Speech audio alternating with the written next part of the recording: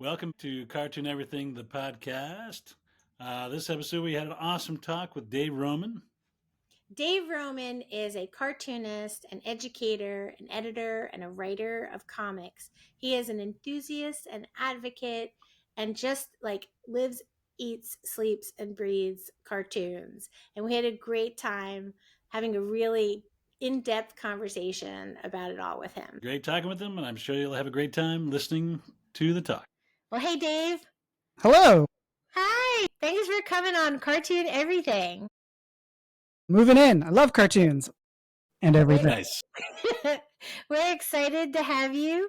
So talk about your own love of everything cartoons, your history with cartoons, how cartoons helped form you, shape you, make you fall in love with drawing so you wanted to make your own, and just your journey to becoming the amazing comic creator that you are. We could dispute that. And teacher as well.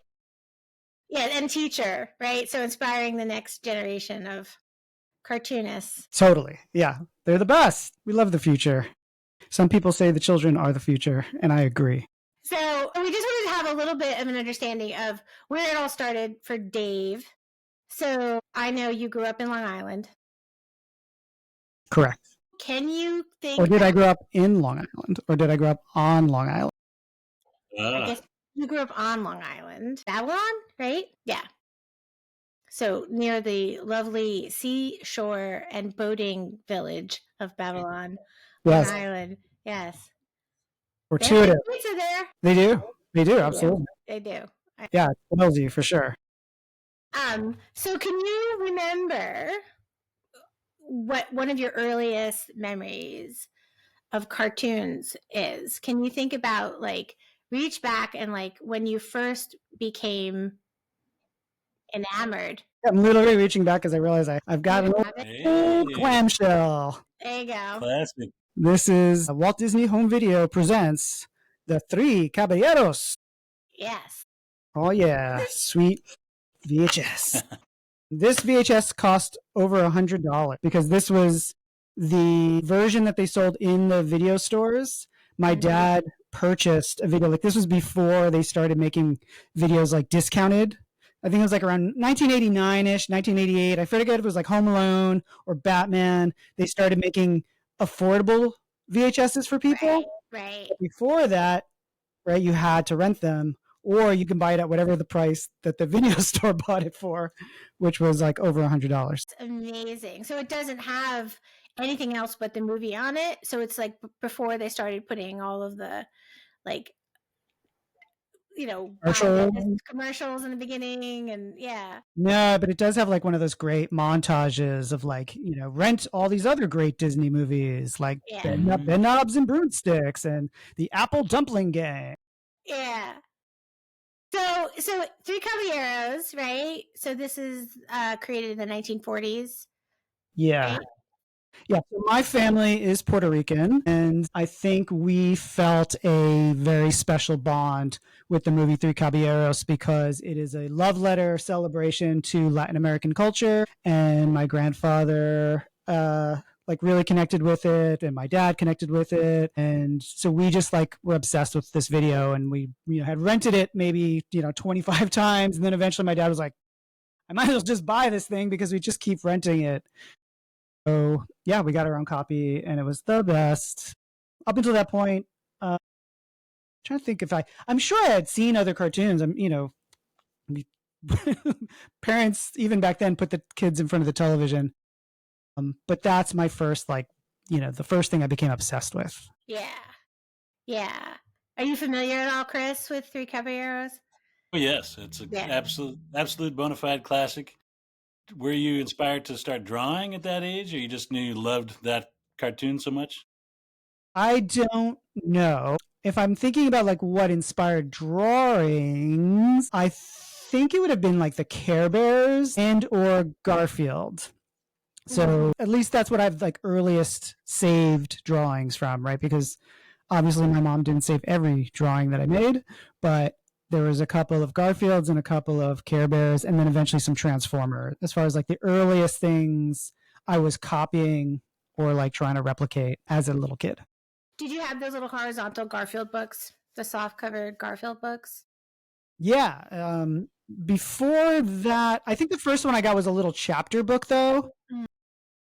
And then I got I believe it was volume 12 of the Garfield comic strip collection. And this is when they were still printing them in black and white, which for me, I remember I remember thinking that was really interesting because I saw Garfield on television. I knew what colors he was and everything, Okay. but now I got to see the line work and the way that it was drawn. And for me, that was like an instruction manual. Like, it's like, oh, it's easier to tell how to draw him if you don't see the colors distracting you. And I don't know if you guys remember, so I'm an 80s kid. And for me, it was a really big deal when there was a cartoon at night. So it was like, cartoons were on the afternoon, but every now and then CBS would have this this big fanfare swirling star thing to let you know it's a special presentation. And that was when they would show the Peanuts specials, and that's when they would show the Garfield specials. And I, for whatever reason, really glommed onto the idea of cartoon specials that were based off of comic strips. The ones that seemed extra special. And so yeah, Kelly, this book is really great because it's Garfield drawn in 9 different art styles.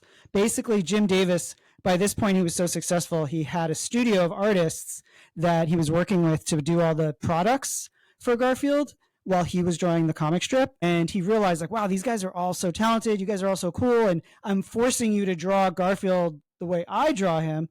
It would be so cool to just let you guys go wild and draw him in different art styles. So this was each of Garfield's 9 lives at a different time period and a different cartoonist interpretation of Garfield. That's cool. And it's just super trippy and wild and dark and scary and hallucinogenic. And it's blew my mind as a kid and really helped open up my brain to the idea of different artists being behind these things. Yeah. And the idea that you could celebrate that not everybody draws the same way, that everybody could kind of have their own voice as an artist. Highly recommend. That's really cool. I had no idea. And it's cool that somebody of Jim Davis's stature, because it is so set in stone that, the style, the on model, it's cool that he recognized that too and gave them a chance to express a little bit. I'll have to check that one out. So when did you actually start making your own comics? I started making comics. Well, I first started making my own magazines.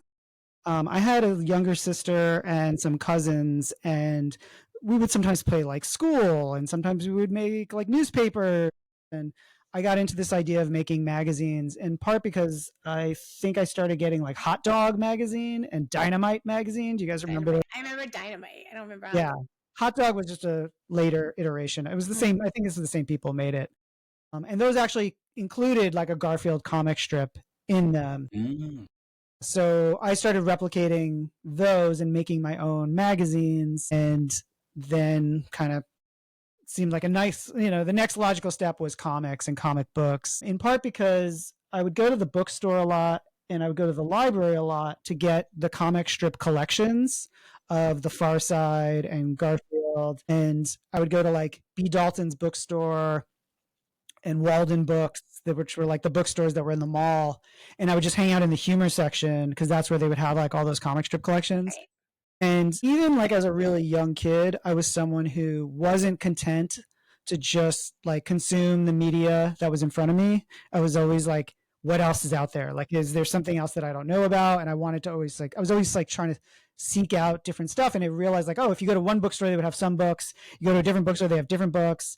And I noticed the same thing with newspapers because I would go to visit my grandmother and go to my uncle. And I remember going to my uncle's house and he had a newspaper that had U.S. Acres, which was another comic strip by Jim Davis. And I was like, what what? This reality. Yeah. It looks like Garfield, but it's barnyard animals. What is this? Yeah, the pigs were kind of Garfield. Yeah. And then I would go to the bookstore and there would be I saw the comic strip Foxtrot and I was like, this is not in my newspaper. What is this? And it was oh, this seems so funny. This is so great. So my dad then started taking me to comic book shops because that was the next logical extension of that, because it was the section at the store was so small. So then you go to a comic book store and it's like suddenly you're like in Willy Wonka's chocolate factory and it's like endless, and comic shops are really good about keeping stuff from like older time periods and stuff that's like, like foreign to a kid that you're just like, and that's when I first learned about like Sergio Aragones, because like the guy who worked at the comic book shop was like, oh, if you like Calvin and Hobbes, you like Garfield, you'd like Mad Magazine. I see you're wearing a Mad Magazine hat. Right. So that's where I first was introduced to like Mad Magazine. That's where I learned about Carl Barks and like the Uncle Scrooge comics. So like that for me just like opened up the whole world. And then, so yeah, from that point on, I was like, yeah, I'm making comics, because it was like comics just became the thing in my world. How old do you think you are then when you hit the comic book shops and your kind of world exploded? Yeah, I'm really bad at I was probably it was probably 4th or 5th grade. So 9 or 10. Yeah, because I remember like in 4th grade is when I got outed for drawing the Care Bears, or like, no, I was asked to draw the Care Bears and I was like, oh, like people like, you could draw the Care Bears, that's so cool. And I would like do it for like school projects. And then I think it was the Teenage Mutant Ninja Turtles had come out. So that was like the next big thing that I was drawing, was the Turtles from Teenage Mutant Ninja Turtles. And that was another one that, I don't know if you guys ever read the original comic books of Teenage Mutant Ninja Turtles. I'm sure Chris did. The first, actually, the early black and white. Yeah, exactly. Leonardo. There was like one in a micro series. Each turtle had its own comic, and the Leonardo comic was the first thing I had. It was just this amazing, like pretty dark, the early ones, Yeah, exactly. I was just like blown, because at that point, like they had aired the miniseries when I first, like I went to a comic shop after having seen the first 5-parter of the cartoon show, and I was like, oh my God, this thing is so cool. And then someone mentioned that it was based on a comic, so I went to the comic shop looking for some, and they gave me some of those black and white comics, and I was just like, what is this? Like, this is so wild. And what was so fortuitous is that the 2 issues that I bought, one was drawn by Mark Martin, who, if you guys don't know Mark Martin, I'll send you some samples of his work. He's got this lovely cartooning style. Very simple, very much like a Bill Watterson type. And he drew this whole issue of Turtles in his style and wrote it. And then the other comic I got was by this guy named Eric Talbot, who drew like really edgy black and, like just like almost like an Image Comics, like, like really dark and gritty, with amazing use of Zipatone, like unbelievable use of shading and tones and stuff. So the contrast between those comics was just pretty much like the Garfield's 9 Lives thing, where it was like, these are the same characters, but on such total opposite extremes of like how someone could interpret them. So I became obsessed with that as well. Yeah, I loved how they would do that. Michael Zulli did a few issues that it's like a realistic take on the Turtles. It's like Tom McWeeny. They would have, Rick Veitch did a few, and Richard Corbin did at least covers. He may have done some interiors, but it's like, seeing all these different artists do the Turtles is really wild. And it's like, I didn't know you were allowed to do that. Like, yeah, exactly. And then in the back, they would have ads for all these other weird projects that they were doing. Gizmo and the Fugitoid, and these like dinosaur warrior guys. And so it was like so creative, so much imagination. So I was really inspired by all that stuff to like just want to make up silly ideas and make up my own comics. And it just seemed like it gave you permission to do it, because it was like anything was possible. Because like the thing I always like to point out to kids is like, they grew up in a world where the Turtles already exist. But if you had to pitch that, like if you actually tried to convince someone to give you money to fund a book about turtles who are ninjas, like that's a stretch. And then you're like, but whoa, they're also teenagers and they love pizza. You'd be like, what are you talking about? Yeah. So when you were making those comics, were you sharing them? Like, were you giving them out to people? Were you like, you're becoming like the comic person at school? Yeah.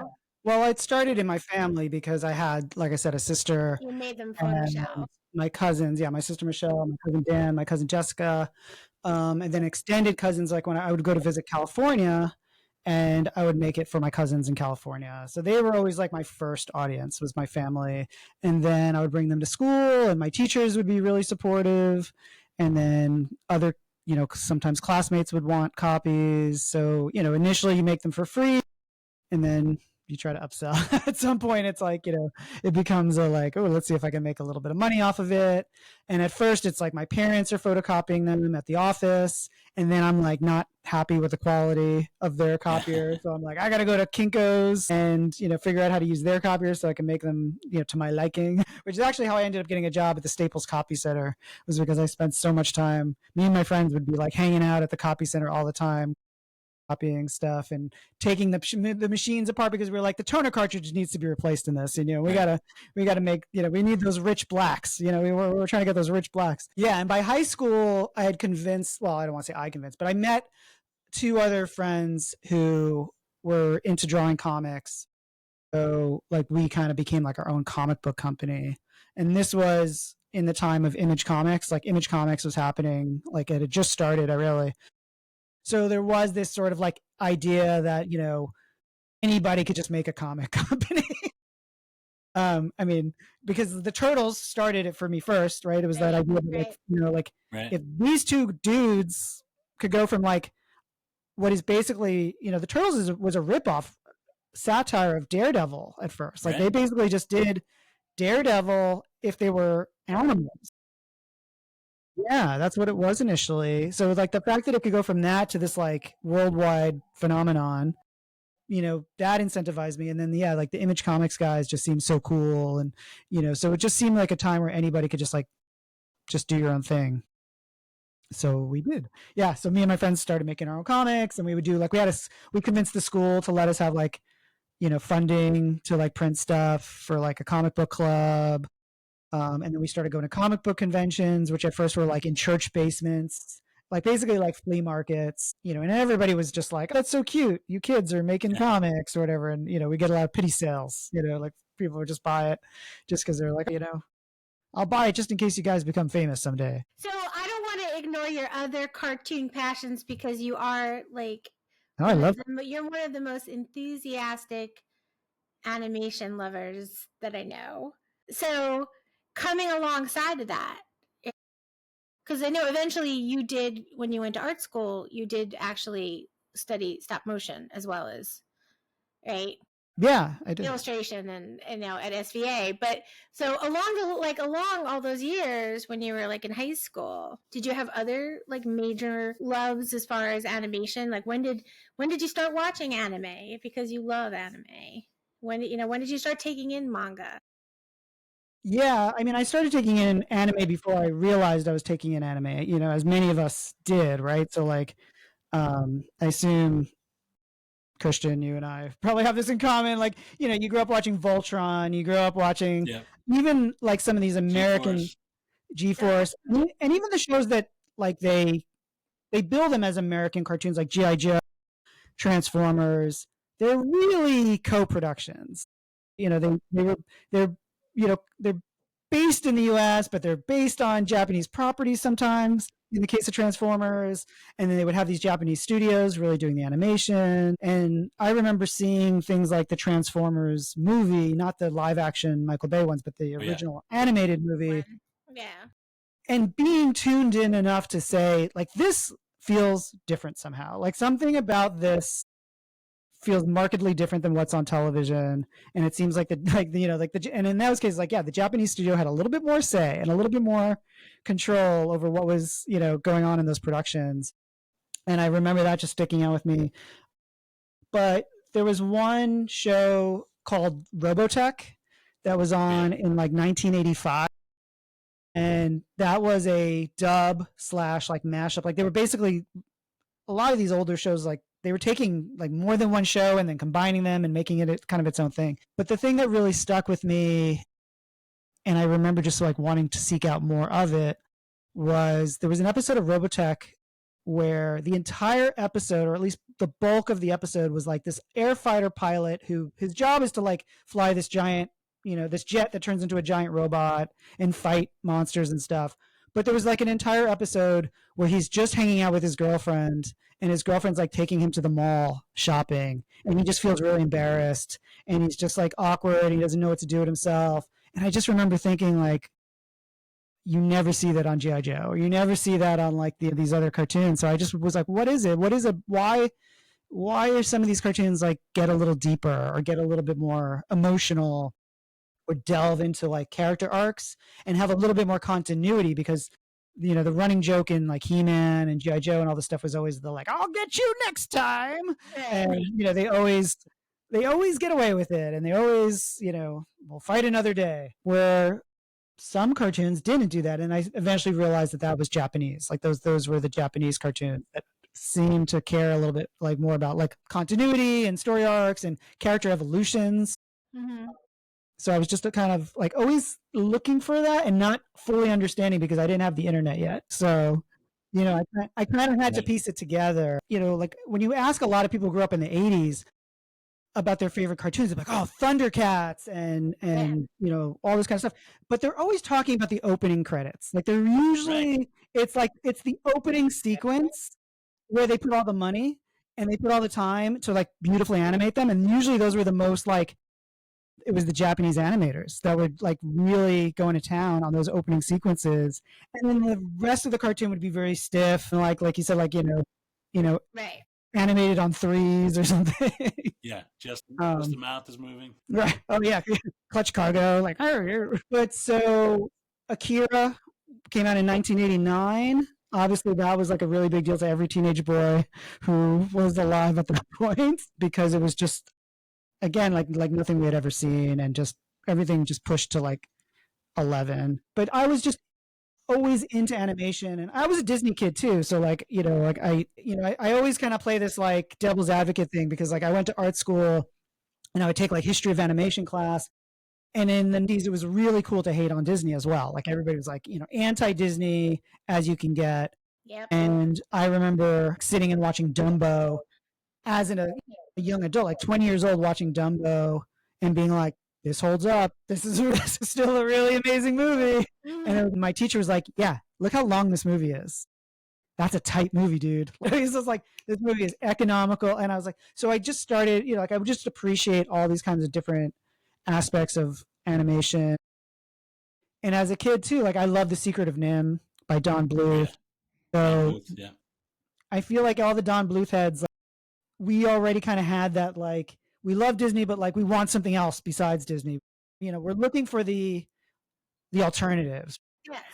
Like I was like, I was into something, like you want to like grow into something as you grow Mhm. up, and that's what he started to make. Right. He tried to edge things up a little bit. But even when it's not, like, for me, like, I think I always just had this in me. Like, Nintendo was a huge thing for my generation, especially the Nintendo Entertainment System was huge for my generation. And I had one.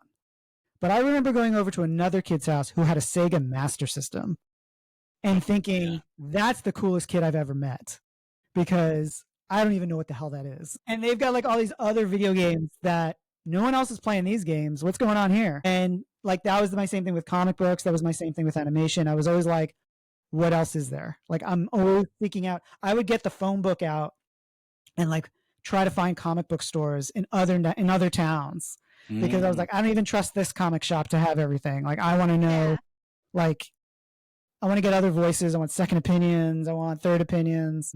So that, like, so I started going to like comic book conventions, and they had like VHS tapes of anime. Like, people were dubbing and importing random stuff, So you would buy something like almost sight unseen. Like, you would get this VHS tape that would just say like ninjas something something, and you were just like, all right, $20, let's take a chance, and see what it is. In part because we saw Akira and we were like, we want more of that. And it was a great time. I mean, there was the community, the sense of going to an event like an anime convention, or like I would go to a science fiction convention. Like, I think it started at science fiction conventions, and then I worked my way up to anime conventions. And they would have screenings. So like, you would just like get this program, and it would be like till all hours of the night, 2 a.m. They're going to show something called Escaflowne. What's that? I don't know what that is. Or, I don't even remember. I just remember that was a title of an anime that was really popular. It's got some great time. design. There's one, I remember Escaflowne specifically having a scene where it's one character like on a mountaintop. It's a slow pan, and it's like a 10-minute soliloquy of just the same characters, sitting there. But like, then you would get to the action scene, and that's where they saved the budget for. It's this Right. amazing, dynamic, awesome, action scene. But yeah, that's a deep cut. Yeah. Yeah.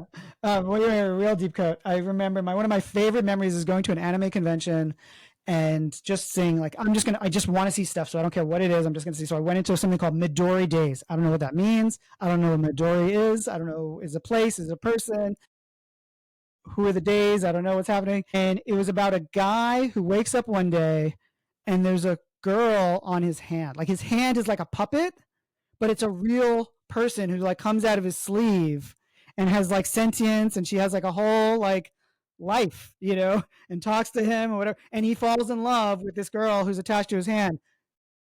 Um, Yeah.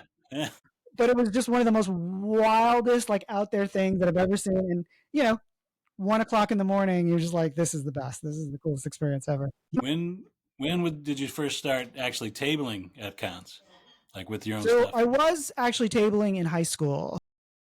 Cool.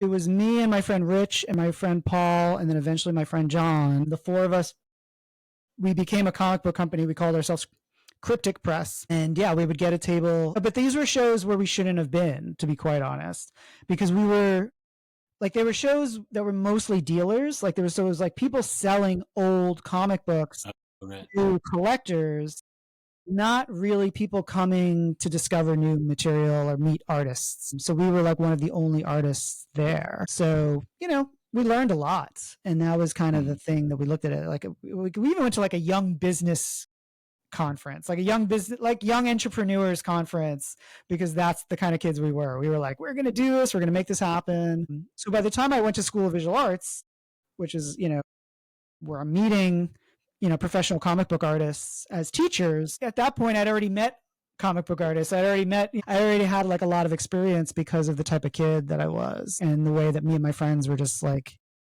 trying to learn as much as possible, as quickly as possible, and as young as possible. Because again, like people like Rob Liefeld were, on television in their 20s. So from our view, it was like, we can't wait. We got to do this now. Were there any early mentors, like any professionals you sought out that were mentors to you in those days? Yeah, absolutely. I mean, not one that I met, like one that one of the first artists that really made an impact on me was an artist named Evan Dorkin, who does a comic series called Milk and Cheese. Mm-hmm. And I fell in love with his work because he drew the Bill and Ted Bogus Journey comic adaptation and then the series. So I became obsessed with his work, and then everything that Slave Labor Graphics published, because that was who published Milk and Cheese. Yeah. And the first time I met Evan, so I had gone to the comic conventions at that point, and usually when you meet the older comic book guys, like they're nice enough. They'll sign your books, they'll do a little sketch. If you ask them a question, they'll answer your question. But I just remember Evan just having a little bit more personality and a little bit more like taking the time to talk to the people. And every time someone bought something from him, he gave them this little like sticker package and this like extra little card. He had this little card that was like a parody of the Monopoly card that says like get out of jail free, but it said get out of comics free. And I just thought that was so funny and just so like interesting. So like he really just like stuck out as like someone I want to be like, someone who like I want to grow up and be kind of like Evan Dorkin. And then when I went to School of Visual Arts, I mean, I had amazing teachers. Carmine Infantino was my portfolio teacher. Wow. And for people who don't know, Carmine Infantino was the publisher of DC Comics for several years, but he's pretty much responsible for rebooting a lot of the characters at DC Comics into the versions we know today. So like he created the Flash, that's like the red Flash with the the wings on his head, and was the first artist to think like, hey, if we want to draw someone running really fast, what if we draw like multiple images of the character on the page and create this like blur effect? So he's just amazing. And he drew some of the first Star Wars comics. And by the time I like took the class, yeah, with the one with the rabbit, yeah. I love the Green Rabbit. Okay. He drew Batman. He had his hands in tons of stuff. But by the time I went to School of Visual Arts, he was like this old, hunched over guy with a cigar in his mouth and just, telling you story. It was like having like, Milton Berle or something as a teacher. But he was awesome, super, super awesome. Like loved having him. Klaus Janson was an early mentor for sure. So supportive of the idea that I wanted to like make my own comics and not just do like stuff for DC or do stuff for Marvel. He, really got behind the idea that like anything was possible at a time when not everybody was like Right. That was a early lot. for that. Yeah, so this is 1992, 1993. Image Comics was the thing, like had kind of come and already kind of started crashing, to be quite honest. Like there was already kind of like by the time I got to SVA, a lot of comic book companies were going out of business. A lot of comics distributors were going out of business. A lot of newspapers were going out of business. And I feel like I was like at SVA when it was starting to become clear that like even when cartoonists retired, they were not going to suddenly be an open spot in the newspaper. Right. So it's like, yeah, Charles Schultz is going to stop drawing Peanuts, but they're just going to they're just going to run reruns. Right. And so if you're waiting for him to die or you're waiting for someone to open up the spot, like it's never going to come. So I definitely was like, oh yeah, comics might not be a reliable. Yeah. Yeah. Yeah. At least not in the traditional sense. I went to art school with amazing, talented people who could outdraw me by miles. Farrell Dalrymple, Gerard Way, just Tomer Hanukkah, a lot of just like really, really, people have gone on to who have had amazing careers and well-deserved, intimidated the heck out of me for sure. But the world of indie comics seemed to allow for, a wide range of styles and stuff. And I felt like that's a little bit more where my voice was. And then like you were saying with the stop motion, I had fallen in love with stop motion in huge part because I started going to animation festivals as a teen as well. And I would go to like Spike and Mike Animation Festival, International Tourney of Animation, the Canadian animation festivals. Anytime an animation festival would run through the city or run through Long Island, I was there. Yeah. And so I was privy to, one of the very first screenings of Wallace and Gromit, The Wrong Trousers, which just blew my freaking mind. So when I got to SVA, there was a teacher who was teaching an intro to animation class, but her background was in stop motion animation. Her name was Becky Weibel, now Becky Weibel Searles. And she had worked on Reading Rainbow. Mm-hmm. She's actually in an episode of Reading Rainbow. Like there's an episode of Reading Rainbow where she's talking to LeVar Burton about stop motion. Cool. And she makes like a puppet of him. Cool. And she worked on Pee-wee's Playhouse. Right. She did like some of the stuff in the refrigerator when he would open up the refrigerator and things would dance. And she did a Kool-Aid commercial for Purplesaurus Rex, which was like, so like I just thought she was the coolest person in the whole world. So I basically would like hang out after class and just like want to hang out with her. And eventually, I basically begged her to let me be her intern for free. Like I was like, I won't get paid. I didn't get any school credit, but I just want to like hang out in your art studio. And she would basically like have me like clean up the puppets and like take dust out of the clay and stuff like that. And it was great. Yeah, that would be awesome. Did you make many of your own animation? I mean, for class projects, I never got anything off the ground outside of school. One of my friends, like she made a film, and I basically helped fund it, and then helped her like get it to like screen in like a short film festival, and then eventually we got it like on this like VHS tape that was being distributed by Top Shelf Comics and stuff. There's an artist named James Kachalka, and he had this song called Monkey versus Robot. So we made like an animated video of that, and James loved it. And then like, and I guess somebody else had made one as well. Like, so there were like two different animated Monkey versus Robot videos, and then someone made a live action music video. So like he basically made a collection of like all these different Monkey versus Robot shorts. So that was awesome. But yeah, no, like I helped out on some of Becky's films and eventually got hired to work on some like commercials and stuff with her as like an assistant, but never like got my own thing. That's still like a fantasy for sure to like have something in like a Spike and Mike festival. Yeah. They have to bring back. It's not. I hear that there's always talk about it. I heard that they're talking about bringing it back. That would be amazing if they brought it back. I miss it. What is it? It's the children's. What's it? The Children's Animation Festival that we've gone to in the. The New York International Children's film festival. That's the closest that there is now to like that kind of feeling. You go there and you get to see all of these great animated shorts. From all over the world. Elizabeth, we saw that Elizabeth Ito one with the monsters in high school. She went on to do the City of Ghosts. Did you see the City of Ghosts on Netflix, Chris? No. It's one of my favorite things, like of the last 10 years. City of Ghosts, so good.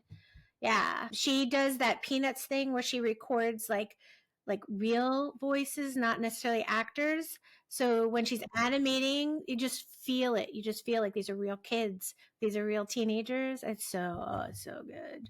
So yeah, so it's good. kind of like the early Aardman films as well, like Creature Comforts. Yeah. Creature Comforts, yeah, so good. I love Creature Yeah, Comforts. just that naturalistic. Yeah. Yeah. Yeah. You're getting more of that actual kind of personality to animate too. So I think it's clear that, you know, when you're someone who's grown up knowing that you don't really have a choice, you are gonna be a cartoonist. I think the three of us can kind of all agree to having this like drive inside. Like there was never anything else I was ever gonna do, or at least I was gonna try my darndest to never do anything else. So you have to kind of have this entrepreneurial spirit that like you have, Dave. You have to have this like, I'm just gonna go and I'm just gonna say, hey, I'll work for you for free. Hey, I'm just gonna show up and I'm just gonna say like, hey, old comic book guy, how did you do this? So hey, you know, like, so when you were an intern, you were an intern with the stop motion animator, and then you went on, you also had the internship at DC Comics. Yes. Right? So if I recall hearing some of your stories in the past, there was a time where you were literally kind of couch surfing to be able to do these things, right? You're kind of like I've got to make this life in Whatever this it takes. yeah, whatever it takes. When did things start to gel for you that it was actually, was it with Nickelodeon Magazine where you felt like you stepped into it as like, oh yeah, this is gonna, I'm gonna find a way to make my passion into my career, and then you don't just make a living, you're making like a life doing cartoons. Yes, but not exactly like in that way. Because I definitely went from being like, right, like obsessive, hungry, you know, part of the reason, you know, the couch surfing thing. So by the time I was interning at DC Comics, which was it was the summer of my junior year at art school. Like, obviously, I was really driven. Obviously, I had clocked a lot of experience at that point. So for me to be an intern, like I'm able to talk to the editors at DC Comics about like real stuff, you know, like production stuff, distribution stuff. You know, they'll mention an artist. I'm like, oh yeah, I've met him, you know, at the convention or this, you know. So I don't want to say I was treated like a peer, but definitely, you know, treated with a lot of respect and care. And I just was really lucky that like Dana Curtin, who was the main editor that I worked under, she just became an advocate for me. So that felt really good. Chuck Kim was another guy at DC Comics who like he called Books of Wonder. And he introduced me to Peter Glassman because he was like, oh, I'm friends with Peter Glassman at Books of Wonder, the children's bookstore. Like, you should meet him, you know? So like that kind of stuff was happening. So I definitely felt like, oh, things are happening. But yeah, but there wasn't like security or comfort or, you know, like it was still like, okay, like maybe I'll get a job at Books of Wonder, right? Which many children's book people did. Yeah, so for anybody that doesn't know, Books of Wonder is the like bookstore in New York City. That was happening. And that's actually why I ended up meeting Chris Duffy. It was a similar kind of a thing where someone said, hey, this guy's writing the Scooby-Doo comic sometimes. Like, you know, there's like 5 different writers, but he's local and he has an office down the block. Like, do you want to go have lunch with him? I think Dana was like, you should have, like, she was like very, like, you should have lunch with this guy. So Chris and I had lunch and we just like geeked out for about 2 hours at the cafeteria at Viacom, which is the parent company of Nickelodeon. And he told me that he worked for Nickelodeon and he explained that like Nickelodeon magazine was like what his job was, but I wasn't like looking for a job there. I didn't know much about it, to be quite honest. I knew that they ran, I assumed it was like they ran Garfield comics, like Hot Dog and Dynamite did. And he laughed at that because he's like, actually we did run Garfield once. because we do like this like classic comic session and we did a thing about Garfield. But most of it's original content. Most of it's like we hire cartoonists to do original comics work for the magazine. I was just like, what? I had no idea. That's so cool. And he mentioned some of the artists. I was like, that just sounds great. So I left that thinking like, oh, maybe I'll pitch a comic to him at some point, and that would be rad. But then maybe 2 months later, 3 months later, it was like, so now I'm in school again. It's like the summer's over. And he leaves a message. And I remember because I had a beeper at the time. So like, like a message on a beeper, and then I have to like call back and like listen to the voicemail. And he introduces himself. And he's like, hey, I don't know if you remember me. This is Chris. I work at Nickelodeon. And I was like, yeah, of course I remember you. He's like, this is a weird question. I don't know if you would want to work here. Like, would you want to work for me? And I was just like, I didn't even like thought about that. Like, it wasn't even like on my radar. And I was just like, I was actually kind of scared because like, oh my God, am I gonna have to quit school? Because at that point, every semester was like, this might be my last semester because my parents were poor and I wasn't sure if I could afford to finish school. So now I was so close. I was going into my senior year and suddenly someone's like, hey, do you want to work at Nickelodeon? And I was like, ah. But Chris was lovely and Chris was amazing. And he said, oh, this is gonna be super part-time. You can just come like 1 day a week, 2 days a week. And then if it works out, like once you graduate, we can talk about you coming in 5 days a week, which was just amazing. So what was great about that was that, yes, it did create this like sense of like, oh my God, like maybe things are all going to work out. Maybe things are going to be okay. But it wasn't necessarily my trajectory in terms of like what I thought, because I wasn't going to write. I wasn't going to draw. I was going to be helping someone scan pages. I was going to be talking to artists. I was going to be, eventually I got to hire artists and like have some creative input and, worked my way up to like an actual editor while I was there. But I started out as just an assistant, and I was like an assistant to like 3 different people. So it didn't feel at first like, oh, this is my dream. It felt like this is really interesting. And it was very much like one of these like, well, of course I'm going to say yes to this just because it seems really fun, because Chris just seems so awesome. And the other people that I was going to work for, this guy Rob Simpson, this guy Lee Nordling, they just seemed like they knew so much. And I just remember thinking like, I just want to hang out with these guys and like hear stories and stuff. And to get paid for that, Exactly. super awesome.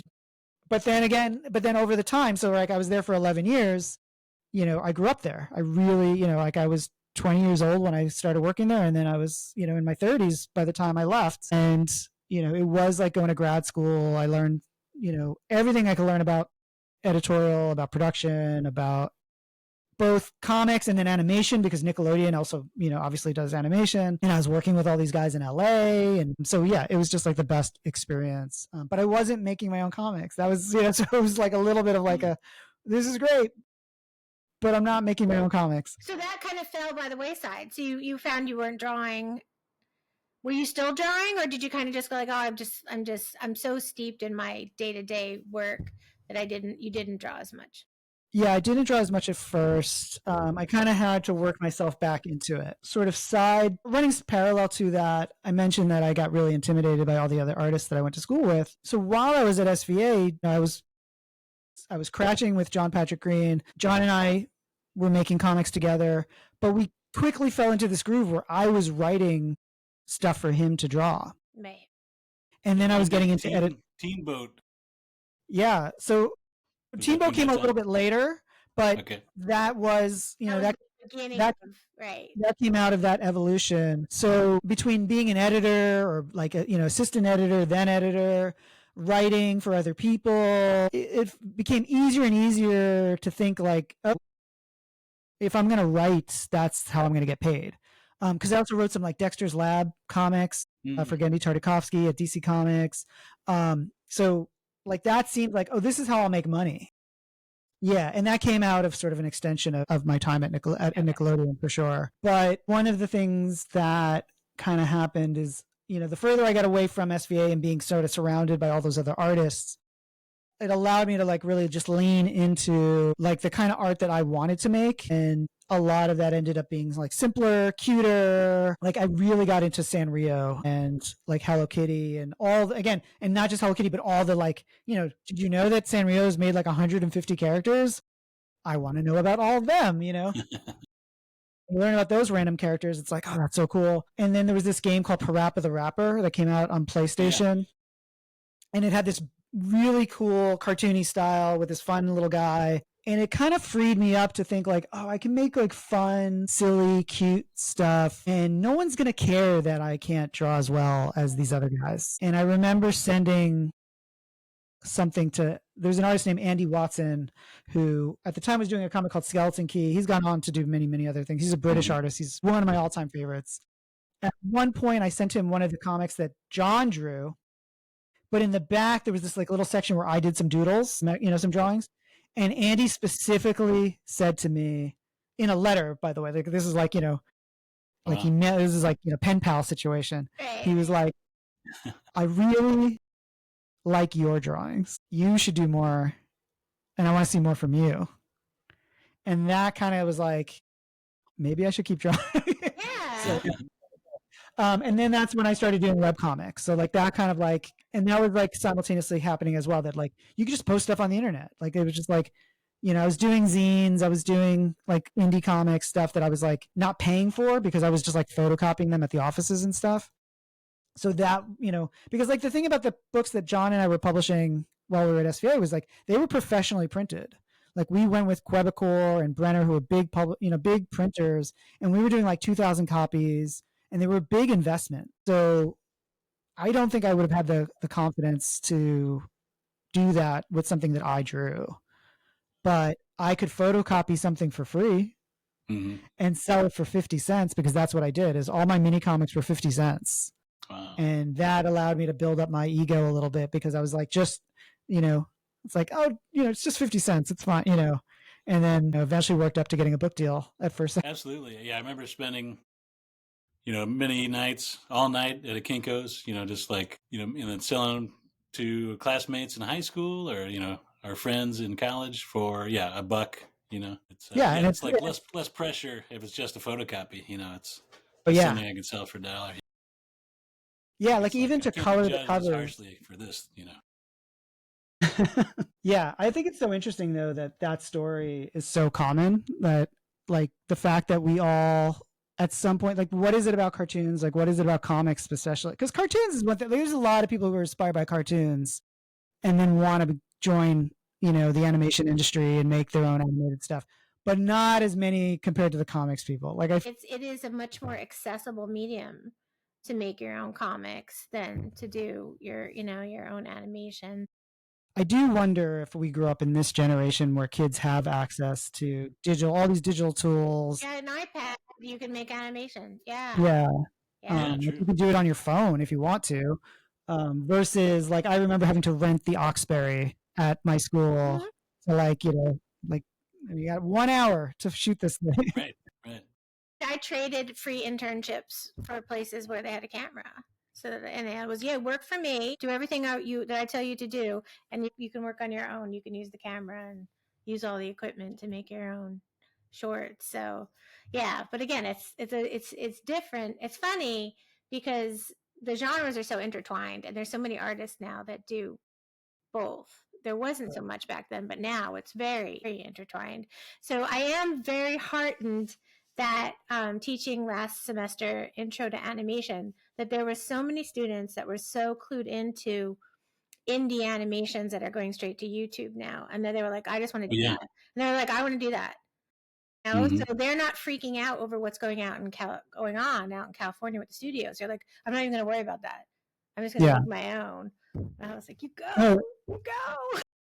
Such a game changer, because you mentioned that student film that we did of Monkey versus Robot. So to get that into the film festival, we actually had to transfer it to film so that it could be projected. And like just even that process of getting something, you know, onto an extra reel of film and then mailing that reel of film, you know, to this jury to, you know, who would then decide whether or not it would be in the film festival. There's just so many hurdles that you had to jump just to share your stuff for one night, right? Like it was like, you know, so they showed the movie once, right? And the people who saw it, and if they didn't, they didn't. And you're right, the idea that these kids can just put stuff up on TikTok and YouTube and Instagram, I'm very jealous.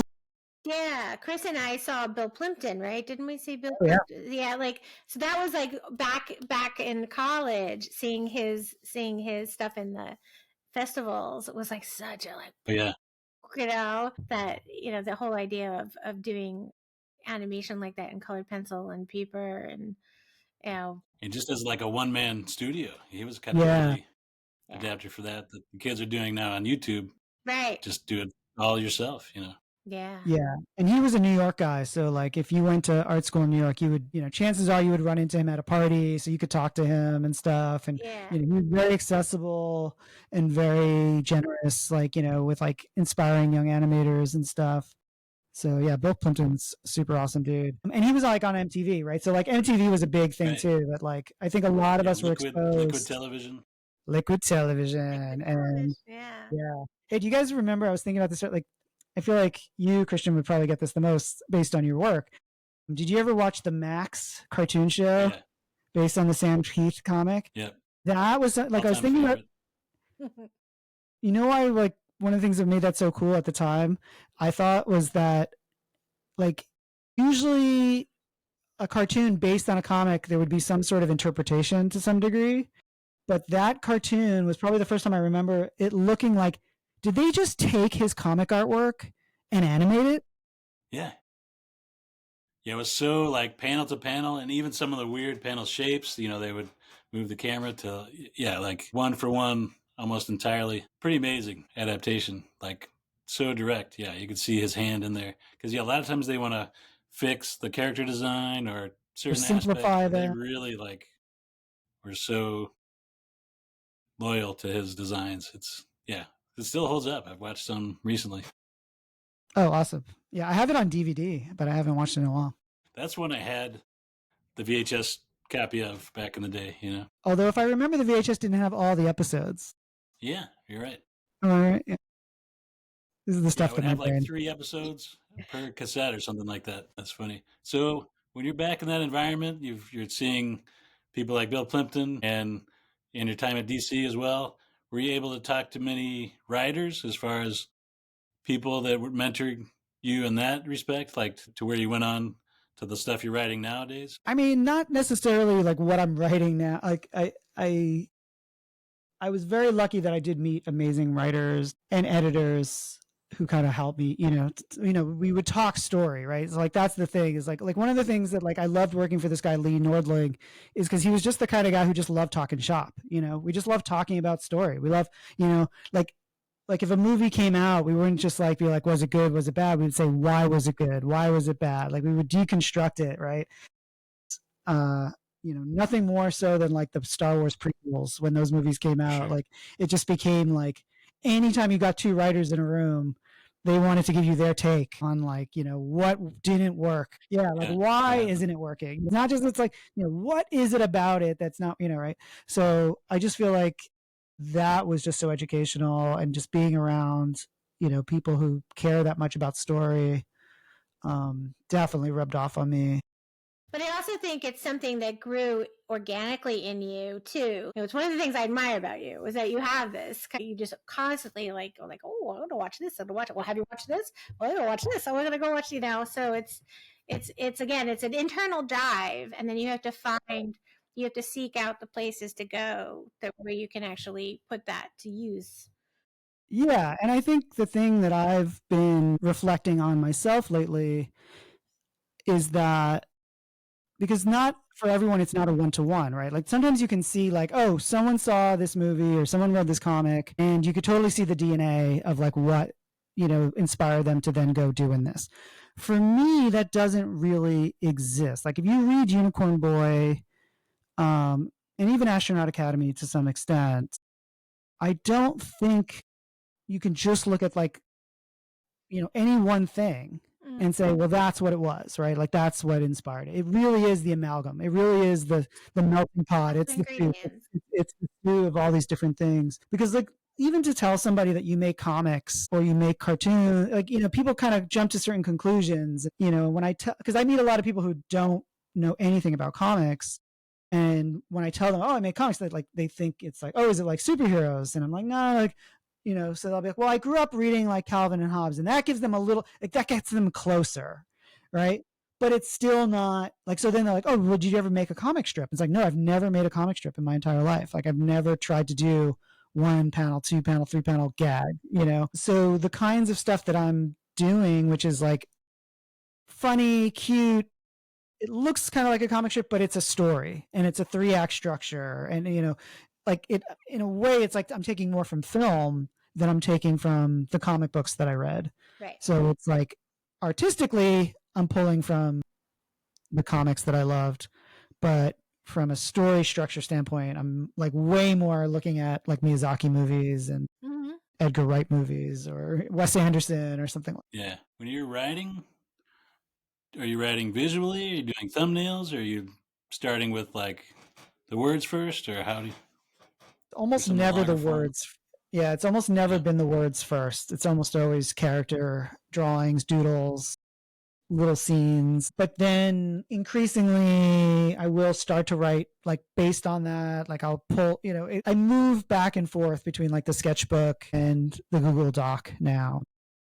I've never been comfortable like in one space. I will write a full script when someone else is going to draw it. That's something I had to like really hone when it's like, oh, if somebody else is going to draw this, then I have to like really be clear about what I'm asking them to draw. But when I'm going to write and draw my own books, there's very little script. There's dialogue and like a few maybe like, new scene, next setting. But yeah, a lot of it's visual for me. And it never kind of stops writing. That's actually the reason why I'm a pain to work with, is because I am very much an improviser, very much like can think I have the story, but then once I'm actually drawing it, the story totally changes, because it's like, well, now we're on set, and like, and I'm like, oh, like I didn't know that this was what it was gonna look like, so I should use these things that are in front of me. Where I didn't think about that stuff when I was writing. Will you do like roughs of the entire story? Will you do like a full thumbnailed of an entire book, or how do you go about it, like the larger books?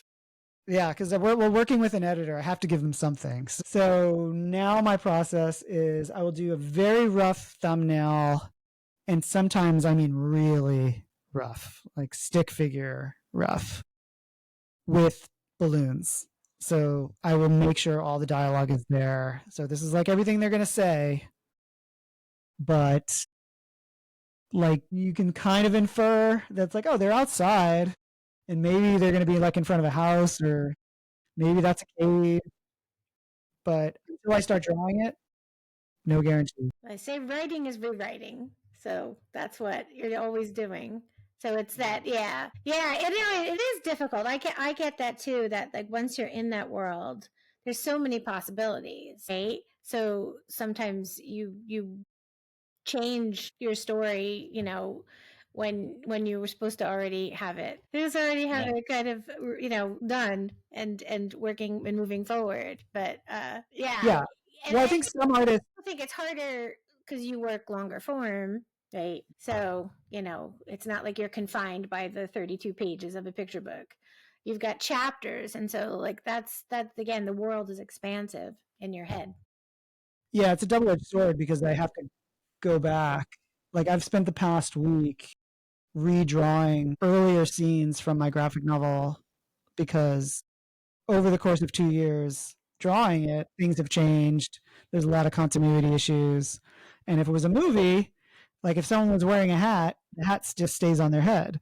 Right. But if you're drawing it, you have to remember, like, oh, I forgot to do the buttons on the shirt, or I forgot that like I have these unicorn characters, and like their horns just keep changing sizes. Like at a certain point, it was like, oh my god, they're like a mile high. Like they've just like gotten out of control. So we want to get to your actual books, and when you moved forward out of working at magazine. So what was your first actual book deal that you had?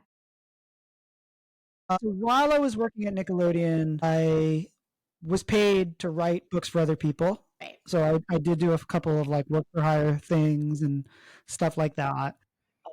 And in addition to Andy Watson, another artist that was an early advocate for me was Kazu Kibuishi, who edited an anthology called Flight. Yeah. And that was another case where, like, hanging out with those guys who are all like work at DreamWorks, they're all like amazing painters and like they're like the top visual artists, working for all these amazing companies. Like some of them worked at Disney, all this stuff. For those guys to be like, hey, do you want to draw a comic in this anthology that we're doing? And like my silly little bunny characters are going to be hanging out with his beautifully painted, Right. like jet plane, like these space starships and sky, things. It was like, oh wow. So like those got published like while I was at Nickelodeon. And then right before Nickelodeon fired everybody was when I got a book deal for Astronaut Academy. So it was like 2009-ish, like somewhere in there. Closer to 20. Yeah. Well, yeah. So the deal, you're right. Yeah. So the deal would have been like 2009, 2010. The first Astronaut Academy book came out in 2011, I think. Right. Yeah. Like it actually worked out perfectly because like I lost my job, got a severance package, and then, had a book to draw. So it was like, Nice. I didn't have time to, be like, oh my God, this place I've been at for 11 years is gone. It was like, all right, I got something to do. I have to make this book. Yeah. And it was a 2-book deal, which was really great. That, like that security, that sense of like, we're trusting in this enough that we want 2 of them. Yeah, so Astronaut Academy is quite beloved. People love it. People talk about it. It's kind of like Not in front of me. Harry Potter in outer space, right? Yeah, that's mixed up with Nintendo. What the movie deal guys say. Right. Mixed up with a little bit of video game kind of love. But like when you were saying before, you were talking about like, oh, I don't know if there's any one way to define your books. I think there is a through line in what you make. A lot of it is about kind of like misfits who have to find their people. Yes. Okay, that's how it seems to be kind of an under theme to a lot of what you make. Right. Yeah, for sure. Yeah, oddball characters are definitely what I gravitate to. I think what I meant was talking more about structure. Right. The first, like the Astronaut Academy books were very much a learning on the job situation because initially it was a webcomic. Initially, they were these short form stories with different characters that I started interweaving their storylines and, sort of building an ongoing arc that was happening, but you don't know it from the beginning, right? So like when you first start reading, you think like, what does this have to do with this? But then you can go back and be like, oh, it did. But that was another case where I had to go back and make it all make sense and I had to like make it all kind of a work in progress. Where by the second one, I could map it out from the beginning and figure out actually what I was doing. And then with Unicorn Boy, which was my follow-up series, I very much went into it as like, no, I want to do something that's a little bit more like a Pixar movie, something that doesn't feel so episodic, that doesn't feel like little chapters. I want it to feel more like, the hero's journey. So what are you working on currently? What am I working on? I'm finishing up Unicorn Boy Book 2, which will ultimately be a 3-book series. And I will immediately finish Unicorn Boy 2 and, I'm already running late on Unicorn Boy Book 3. And then I've got a million ideas. Like I'd love, I'm always someone who like would love to be working on 10 new things, but sadly I'm a very slow artist. So I mostly have to just work on one book at a time now. I don't know if you guys feel that way. Like I feel like when I was younger, I could do like multitasking. Now it's like one project at a time. I am somebody who, when I get going on a project, is when I come up with ideas for other projects. So I'm a little shiny object kind of person. So yeah. So now that I'm finishing a picture book, I can't wait to do a different picture book. I'm ready. I'm ready to move on. Yeah. But that's the tricky thing about series. Like, cause like I feel that way right now. Like I would love to do something totally random. Like I'd love to pivot to something totally different, but contractually obligated to do the next book in the series. I do want to ask you something. Sorry to interrupt, Kelly, but the Nickelodeon days, you worked with so many amazing like alternative and quasi underground cartoonists doing these all ages comics for Nickelodeon. Like that was such a amazing roster. People doing, probably kept a lot of indie cartoonists alive, during that period. when they could work on their own, offbeat stuff. Can you talk a little bit about that? Yeah, I mean it's kind of like a running joke at this point, but people have been very generous, especially when the magazine ended. People posted some really nice notes and said some really nice things. And I like so Chris Duffy, he was the guy who hired me.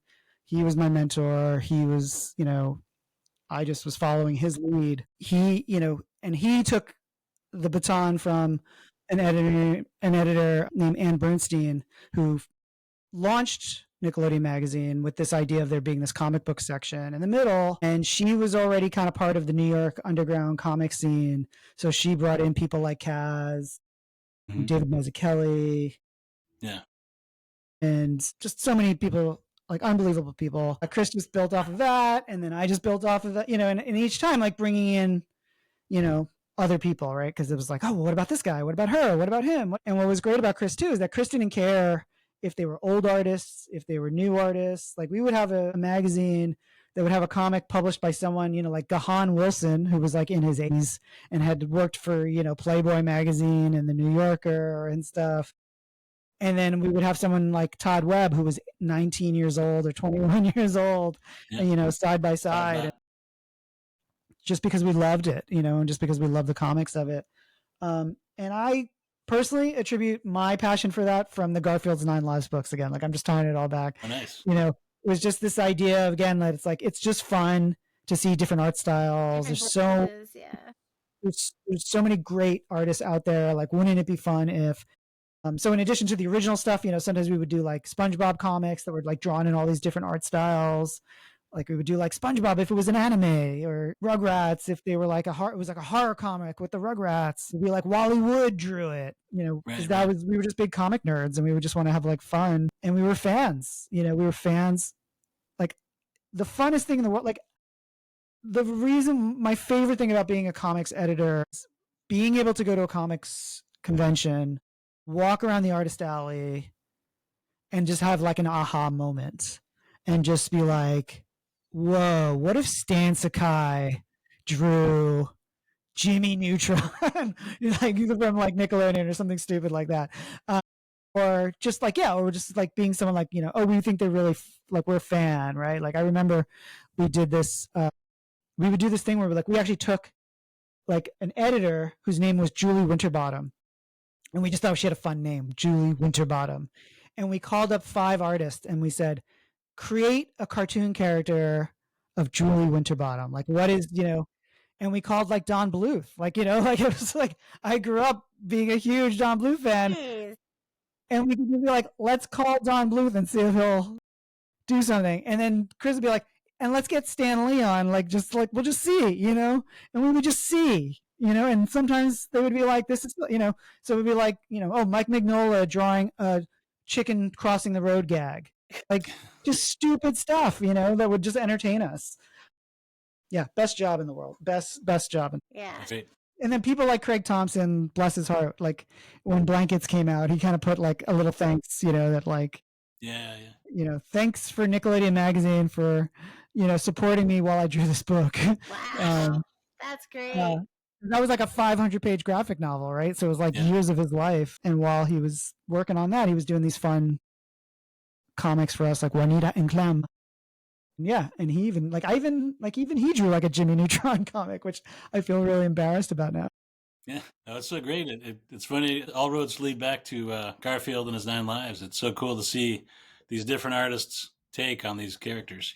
Yeah, Dave Cooper, Johnny Ryan. It's like well, those guys went from having the Johnny Ryan, Dave Cooper thing. Like that actually ended up developing into a TV show. So like they went from doing comics for the magazine. Cricket? Pig Goat Banana Cricket. Yeah. Yeah, that came out of Nickelodeon. That's one of the rare times where something from Nickelodeon magazine turned into a cartoon show, despite so many people coming to us thinking that was going to happen. Like so many people wanted to pitch to Nickelodeon magazine thinking like it was going to be this entry into and then I'll get a TV show. And I was like, dude, that never happens. Like there was one development deal and then one show actually did end up making it. And I think that was it. Out of like hundreds of comics over 15 years. It's wild. and two of the least likely Yeah, uh, yeah. artists you Well, would that think was too. fun, right? Like, it's just like I think it was a different time too, where like people would say like, "Oh, well, what if a kid reads a Johnny Ryan comic?" I'd be like, "How would they find it?" Like, I guess now they could, but when I was working it, I couldn't imagine that. Right. Yeah. Yeah, I think it's cool too how like mentorship was such a big part of your experience, and then it just kind of naturally hinged and turned into that you're such a big advocate for other cartoonists and have been a mentor to so many other cartoonists. And I really think it's the only way to do this. Truly, like I don't think that there's no guidebook for this. There's only the people who've gone before. Yeah, I mean, we never know, though. I think I've been humbled a bit from the time I've started teaching because I remember just like some of my students just being, "Oh my God, like you don't need to be here. Like you should just go get a book deal right now." And some of them are, it hasn't happened yet for whatever reason. And I'm kind of like, what? What's going on? Like, why? Like, what's like to me, it's like, what's wrong with the industry? Like, like I just want to shake publishers, they're like, you got to hire this person. They're so amazing. But I think it just goes back to being a fan of comics. Like, that's the thing is like, like I just want to see cool stuff. I want cool stuff to happen. I want cool stuff to get made. And I'm entertained by it. So, I'm selfish in that I just want, cool stuff to happen. What do you see as like any kind of major shift in the industry? Like, do you see something that's changed greatly that feels different? I don't know specifically about if it's the industry. I think the industry is going to shift again for sure. Like obviously a lot has changed in the past 5 years, but I think right now one of the things that at least with the young people and the students is that like I feel like when I went to SVA in our earlier generations, there was this just like hardcore work ethic mentality that you basically like it was just like, you tattoo comics on your wrists and you draw until you die. And, it's like the harder you work, the better. I don't think that works with the new generation. I think in part because like you said they have access to all this other stuff and maybe they want to do animation. Like I had a student today teach me about what do they call them, visual novels, and it wasn't what I thought they were. Like she was like explaining to me this whole subgenre called visual novels. I got that from a student this semester too. Yeah, and Oh, she did that for her thesis and I was like, you have to sell me on it, but I'll try to learn along the way, and I'll try to open to it, right? And I feel like that's kind of where they're at. Like they don't want to be limited to just comics. They don't want to be limited to just animation. They don't want to, they want to do it all. And they want hopefully to keep their sanity, which I respect. Like I think that's something that if they can pull that off, great. I don't know how the monetization part of it all will work out, but I think it's kind of healthy that they don't want to run themselves into the ground the way that my generation did. Mm-hmm. Yeah, so that visual novel thing is like a hybrid of a video game and a book. Right. oh, okay. So kind of like one of these cutting edge CD-ROMs I heard so much That's what about. I that's what I was thinking. I remember when that was being pushed like the interactive storybook. Yeah, exactly. Kind of like that. Yeah. Yeah. Yeah, I'll have to do a deep dive into that or talk to my students about it. They probably know more than I do. Mm-hmm. Yeah. Cool. Well, Yeah, you've and again, I been, just try to be open to that. And I think that's kind of one of the things I've learned, from I think when I thought about teaching and I was intimidated by the idea of teaching, I was like, well, what do I know? And what do I have to bring to the table? But increasingly, it's been kind of like a two-way street where I'm learning from them and I'm Right. trying to figure out, how I can be helpful to them without just bringing all of the baggage of the past and just, trying to like, well, this is how Carmine Infantino taught me 20 years ago. So now I'm going to teach this to you. It's like, the world has changed and the industry keeps changing and art has changed. And I think, you know, we can't predict, where it's going to go. All we can do is like try to help them navigate it. I feel like time is different than it used to be. Time and how we use time and how we spend time and how we get distracted by things. And I feel like so much of the pre-internet world, we had more time where we could just draw. And one of the things I feel like my job is teaching is to keep pounding into their heads how much more they have to draw and how much more they have to get off of everything else. And it's not an easy conversation, and it's not easily received by them. You know, I have students in my class that are doing the work with their phone out and an iPad streaming, like watching a Twitch stream with their phone on while they're drawing. And I'm like, how are you immersing yourself in that world? Like, all of the drawing happens so much, up here. But if you have, this here and this here, how much are you immersing yourself in that? But that's a good question. And I agree, because I have the same concerns. Like, that's one of the things, like doing a lot of school visits with like younger kids. One of the things that I've reflected on a lot is that so much of my creativity came from time periods that other kids would have said they were bored. Yeah. And I really try to emphasize that, like, I was never bored. Yep. Never. Because anytime my parents left me alone, anytime the television wasn't on, anytime I was stuck somewhere, I always had my imagination. I was always a Muppet baby and could, like, go off into adventure. And now I'm not so sure that kids can do that or do that. But I also don't want to close off that kids have evolved in a different way, because I will say that a lot of my students who are doing that multitasking thing are creating great work, at least work that's on par with what I was doing when I was in college. So it's not like I could point and say, like, oh, all the students, like, we didn't have the internet, we didn't have all those distractions, and the work showed. Yeah. Some of my students are doing work that's just as good as anything that we were doing in the 90s. So I'm sure they've evolved somehow to, have that all kind of going. Now, me, on the other hand, I'm the problem, Right. because I'm not writing as quickly. I'm getting distracted by cell phone nonsense. I, have politics in my brain or whatever else. Yeah. That's not allowing for, the same level of freedom to create. Yeah. Should go back to when cartoons were only on Saturdays. That's right. Well, they were on every Saturday. Yeah. It was the greatest. It was the greatest. Saturday morning cartoons. Yep.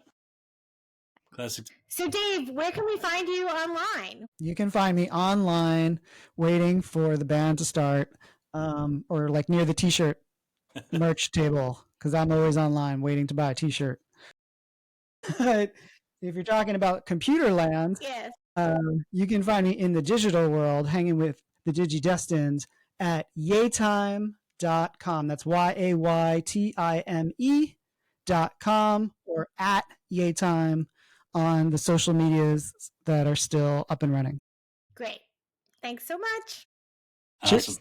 Thanks. Great. Thanks. Bye. You can find out more information about us and about our 3-day summer cartooning workshop if you visit cartooneverything.com. Come join us.